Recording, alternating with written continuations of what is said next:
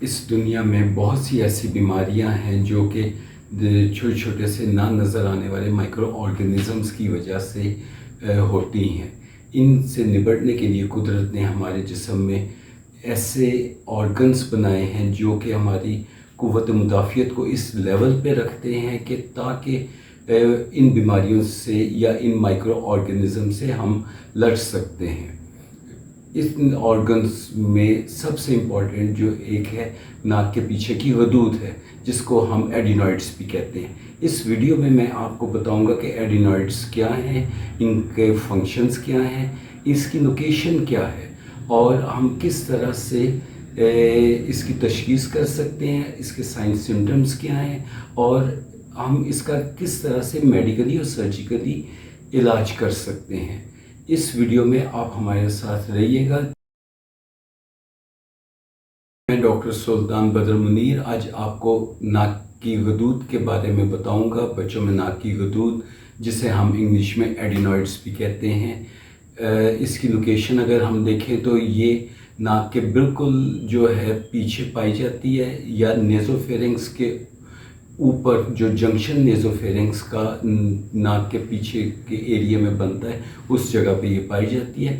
Mostly یہ 6 سال کی عمر تک بچوں میں ہوتا ہے۔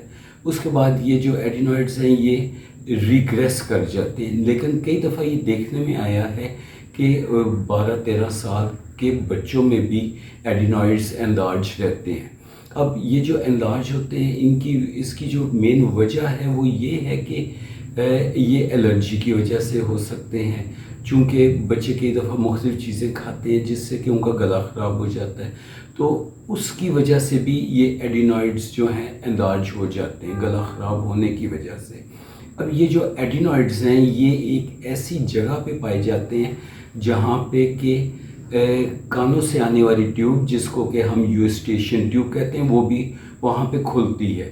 اب جب ایڈینوائڈز جو ہیں انلارج ہو کے سوج جائیں گے، جس کو کہ ہم سوجے ہوئے ایڈینوائڈز کو ایڈینوائڈائٹس کہتے ہیں، ہو جائے گا، تو وہاں سے جو انفیکشن ہے وہ کانوں کی طرف چلی جائے گی، اور کانوں کے پردے میں اگر انفیکشن زیادہ ہوگی تو پانی پڑ جائے گا، یا وہ جو عام زبان میں پانی ہم کہتے ہیں وہ بعد میں پس کی فارم کریٹ کر جائے گا۔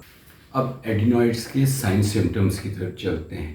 اکثر والدین آ کے اپنے بچوں کے بارے میں اپنے والد سے ڈسکس کرتے ہیں کہ ان کا بچہ رات بھر سوتا نہیں ہے، اگر سو بھی جائے تو وہ منہ کھول کے سوتا ہے، اور اس کی جو ہے نائٹ سلیپ بہت زیادہ ڈسٹرب ہوتی ہے۔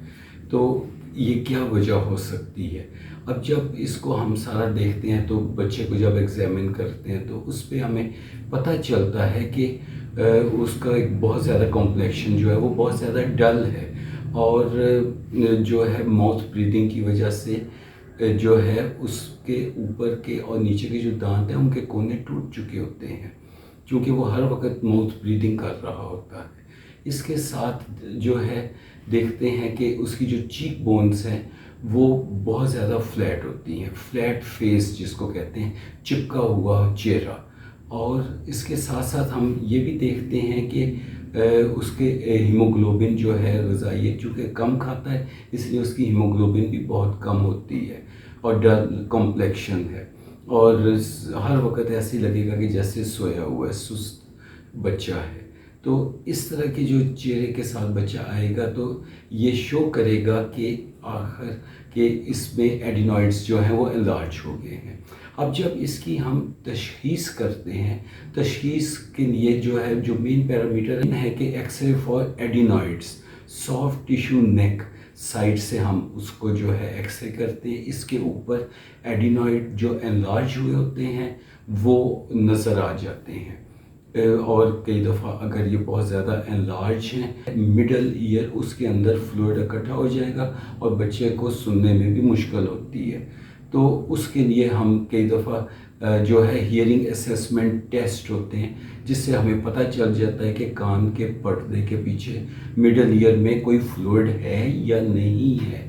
تو اگر تو فلوئڈ ہے تو پھر اس کا علاج جو ہوتا ہے وہ گرومیٹس ہے۔ ایکس رے چیسٹ بھی بڑا امپورٹنٹ ہے، اس پہ ہمیں پتہ چل جاتا ہے کہ کیا ایڈینوائڈز کی وجہ سے کوئی چھاتی میں کوئی ریشہ تو نہیں پڑ گیا، نمونیا تو نہیں ہو گیا، تو نمونیا کے پیچز ہمیں ایکس رے کے اوپر، ایکس رے چیسٹ پہ ہمیں نظر آئیں گے۔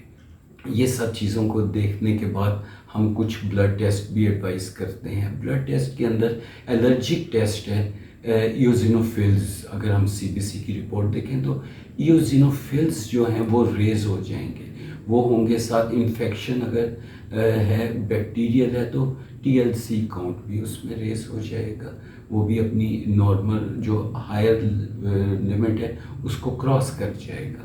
تو یہ سب چیزیں جو ہیں یہ ہیں جس سے کہ ہم تشخیص کر سکتے ہیں کہ وہ ایکس رے پہ، لیبارٹری پہ اور آن ایگزامینیشن۔ ہم اس کے علاج کی طرف چلتے ہیں۔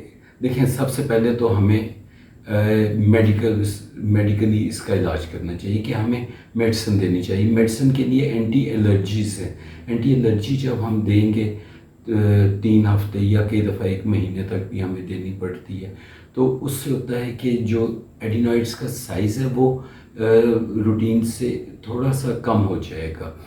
اگر اس کو ریشہ ہے تو ریشے کے لیے، ریشے کے مطابق ہم اس کو اینٹی بائیوٹکس دیں گے۔ ہاں، اگر کان کے پردے کے پیچھے بھی ریشہ آ گیا ہے اس کے لیے ہم 3 ہفتے سے لے کے 6 ہفتے تک اینٹی بائیوٹک دیں گے۔ ایک دفعہ ٹیسٹ شروع میں ہم نے کروایا کانوں کا، اور اس کے بعد 6 ہفتے کے بعد ہم دوبارہ سے کانوں کا ٹیسٹ کروائیں گے، ہیئرنگ اسیسمنٹ کروائیں گے۔ اگر تو اس میں دیکھتے ہیں کہ فلوئڈ کم ہو گیا ہے یا ختم ہو گیا تو دیٹس اے گڈ سائن کہ ہم اینٹی بائیوٹک کو بند کر دیں۔ لیکن اگر ہم دیکھتے ہیں کہ فلوئڈ لیول اسی طرح سے ہے اور بچہ ابھی بھی پراپرلی نہیں سن رہا، تو ایسی صورت میں پھر ہمیں میڈیکل ٹریٹمنٹ کے ساتھ ساتھ سرجیکل ٹریٹمنٹ بھی کرنا ہے۔ سرجیکل ٹریٹمنٹ کے اندر آتا ہے کہ ایڈینوائڈس جو ہیں ان کو ہمیں ختم کرنا ہوگا، ریموو کرنا ہوگا۔ اس میں یہ ہوتا ہے کہ ہم 1 دن پہلے جو ہے وہ بچے کو ایم پی او کرا دیتے ہیں، نتھنگ پر اورل، آپریشن سے 6 گھنٹے پہلے۔ اس کے بعد ہم ایک کیورٹ ہوتی ہے ایڈینوائڈ کیورٹ، اس سے ہم اس کو کھرچ کے ایڈینوائڈ کو نکال دیتے ہیں۔ جب وہ نکل آتا ہے تو اس کے بعد وہ راستہ تو کھل گیا، لیکن اب دیکھتے ہیں کہ اگر تو کانوں کے پردے کے پیچھے فلوئڈ ہے تو ہم گرومٹ انسرٹ کریں گے۔ گرومٹ آخر کیا ہے؟ جیسے میں نے آپ کو پہلے بھی بتا چکا ہوں گرومٹ کے بارے میں، اب میں تھوڑا سا ڈیٹیل میں بتاؤں گا کہ گرومٹ جو ہے ایک پھرکی نما ہوتا ہے جو کہ ٹمپینک میمبرین، کان کے پردے میں ہم یہ ٹیوب ڈال دیں گے۔ اس ٹیوب کے اندر سوراخ ہوتا ہے، جو اندر کان کے پردے کے اندر جتنا فلوئڈ اکٹھا ہوتا ہے وہ اس کے ذریعے سے ہو کے وہ باہر آ جاتا ہے، اور ساتھ ہم اینٹی بائیوٹک 3 ہفتے تک تقریباً ہم جاری رکھتے ہیں۔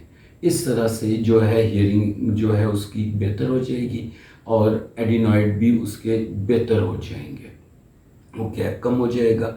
اچھا، اب جب بچہ ریکور کر رہا ہوتا ہے، بے ہوشی سے باہر آ رہا ہوتا ہے، تو اس کی کچھ کمپلیکیشنز ہوتی ہیں۔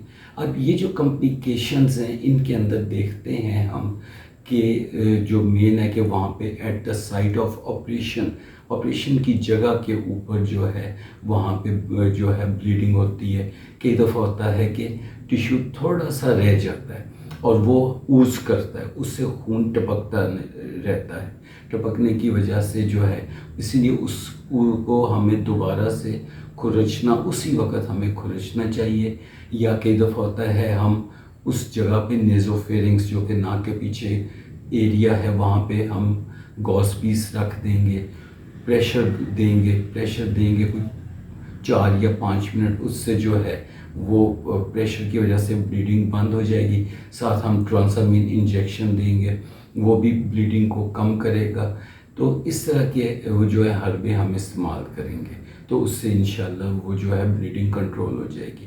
یہ کمپلیکیشن ہے جو کہ امیجیٹ ہوتی ہے، اور 24 گھنٹے آپریشن کے بعد بھی جو ہے بلیڈنگ کے چانسز ہوتے ہیں۔ اسی لیے بچے کو ایڈوائز کیا جاتا ہے کہ وہ نرم غذا کا استعمال کرے، بہت زیادہ سخت نہ کرے کہ اس کو جو گلے کے جو پٹھے ہیں ان کو بہت زیادہ کام نہ کرنا پڑے. جب وہ انہیں کام نہیں کرنا پڑے گا تو وہ ریلیکس رہیں گے اور وہ لیکوڈ یا سیمی سالڈ کا استعمال کریں. اور اس کے بعد ساتھ ساتھ کچھ اور بھی احتیاطیں ہیں جو کہ ہمیں کرنی چاہیے. جیسے کہ ہم نے کان کے اندر گرومٹ ڈالا تھا تو ہمیں گرومٹ کو جو ہے احتیاط کرنا ہے کہ باہر سے نہاتے ہوئے جو ہے صابن والا پانی نہ جائے. اس کے لیے ہے کہ نہانے سے پہلے ایڈوائز سختی سے کریں گے کہ جو ہے مدر بچے کے کان میں روئی رکھ دے تاکہ صابن والا پانی باہر سے اندر نہ جا سکے. یہ تو کانوں کے گرومٹس کی احتیاط ہو گئی. اور جتنا فلوئڈ باہر آ رہا ہے اس کو ٹیشو پیپر سے صاف کر دے. اس سے زیادہ چھیڑ چھاڑ کان میں نہ کرے. اچھا، اب تو ہو گیا کہ کھانے کیا ہے کہ ہمیں کم سے کم 2 ہفتے ایڈوائس ہے کہ سیمی سالڈس کا استعمال کریں. نرم چیزیں دیں کھانے کو تاکہ اس جگہ پہ، جیسے میں پہلے بھی کہا ہے کہ بہت زیادہ زور نہ پڑے اور آہستہ آہستہ ریکوری ہو جائے. تو 15 16 17 دنوں کے اندر اندر زیادہ تر بچوں کی ریکوری ہو جاتی ہے. اس کے ساتھ ہم کئی دفعہ دیکھتے ہیں کہ والدین آ کے دوبارہ کہتے ہیں کہ جی اب تو وہ تو ٹھیک ہو گیا، سانس کا مسئلہ تو ٹھیک ہو گیا، لیکن بچے کی آواز بدل گئی ہے. اب یہ کاؤنسلنگ ان کو کرنی پڑتی ہے کہ پہلے تو وہ رکاوٹ تھی اور بہت سے جو لفظ جیسے بولتے تھے ماں نا انگ، ان کمنگ گوئنگ، مارننگ نائٹ، اس طرح کے جو لفظ وہ پہلے بولتے تھے وہ پراپر نہیں بول پاتے تھے کیونکہ ان کا جو ایریا تھا نوز کا وہ بلاک تھا اور یہ سارے کے سارے لفظ جو ہیں یہ وہاں سے پروننسیٹ ہوتے ہیں. تو یہ بلاک، لیکن اب چونکہ وہ بلاک ختم ہو گیا ہے اور اب کچھ دیر میکسیمم 1.5 سے 2 مہینے لگیں گے اور اسی دوران جب اچھے اسپیچ تھراپسٹ سے بھی مشورہ کیا جائے، وہ بھی کچھ ایکسرسائزز بتائے گا تو اس سے جو ہے یہ پرابلم حل ہو جائے گی اور بچہ جو ہے الٹیمیٹلی 2-3 مہینے کے بعد بڑی اچھی اس کی وائس ہو جائے گی. لیکن ہم نے احتیاط اس میں یہ کرنی ہے کہ پیرنٹس کو کاؤنسلنگ سب سے بڑی چیز آتی ہے جو کہ ہم لوگ اتنا اچھی طرح کاؤنسلنگ نہیں کرتے اور پیرنٹس ہمیشہ پریشان رہتے ہیں. یہ ویڈیو پسند آئی ہے تو کائنڈلی اس کو لائک کیجئے اور ہمارے اس چینل رحمت کلینک ود سبلنگز کو سبسکرائب کیجئے تاکہ ہماری آنے والی فردر ہیلتھ ریلیٹڈ ویڈیوز آپ تک بر وقت پہنچ سکے. اسی امید سے کہ جی ہیلتھ از آور پرائورٹی. اپنا خیال رکھیے گا اور اللہ نگہبان.